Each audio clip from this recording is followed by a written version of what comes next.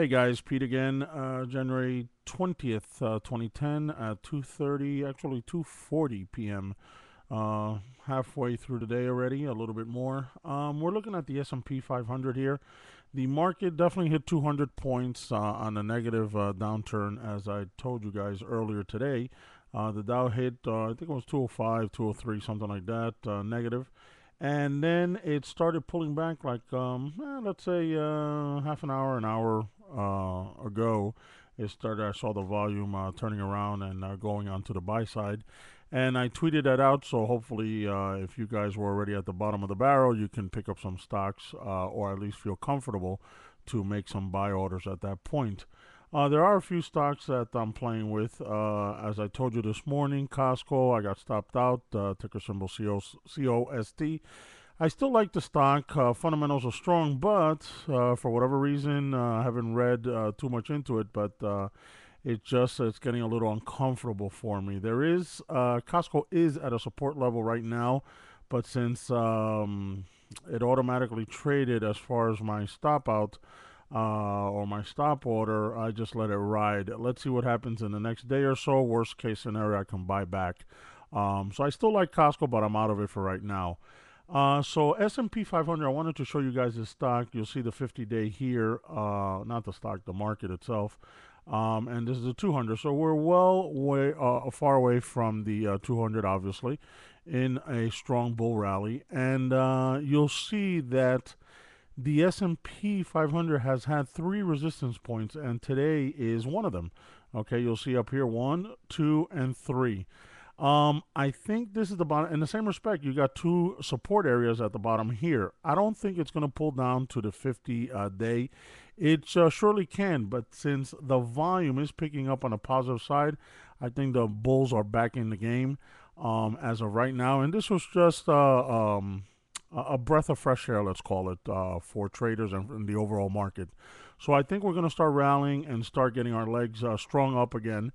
And hopefully, since, it's three resistance points that we failed already, hopefully the fourth time we come around, it's going to break resistance, and then we can start heading into the 1200, 1400 area as far as the S&P.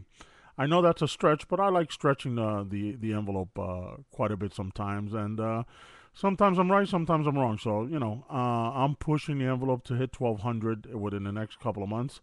I don't think it's too far of a stretch, and we'll see what happens. So I'm still bullish on the overall market. We're feeling strong, but we need to break through this resistance point. Okay, so that's my points on the overall market. Let's jump into PBR, which I bought. Whoop, something's going on here. As usual, my stock chart fails here for whatever reason. It doesn't pick up.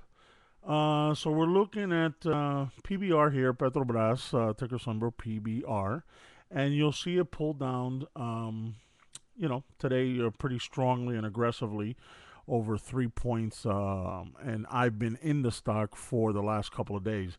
I still believe in the stock. I haven't been in it since the 50-day. I was out of it. I picked it up, I think it was a couple of days ago, and it pulled back. I knew either two things were going to happen. Either the stock was going to go forward toward the 50-day, or it was going to pull back close to the 200. I don't think it'll reach the 200, close to the 200.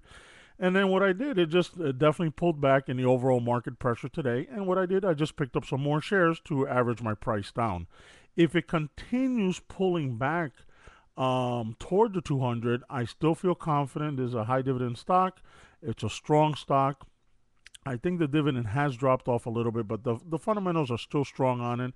Technically speaking, I think from this point to the 200-day where we're standing right now, I'll just pick up some more shares, average down my price, and with Lady Luck on my side and a little bit of technique and experience, I think I'll bounce off, and then we'll start making our move toward the 50. So I'm still very confident on PBR.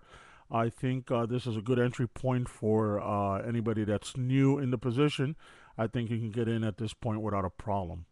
I did make one additional buy today, which let me change to the stock, which is I may get a lot of naysayers on this one, but it's Bank of America. Okay, ticker symbol BAC. Everybody and their brother knows about this stock. So today was earnings. Earnings didn't come out as good as expected, but guess what? Overall, I listened to the earnings call.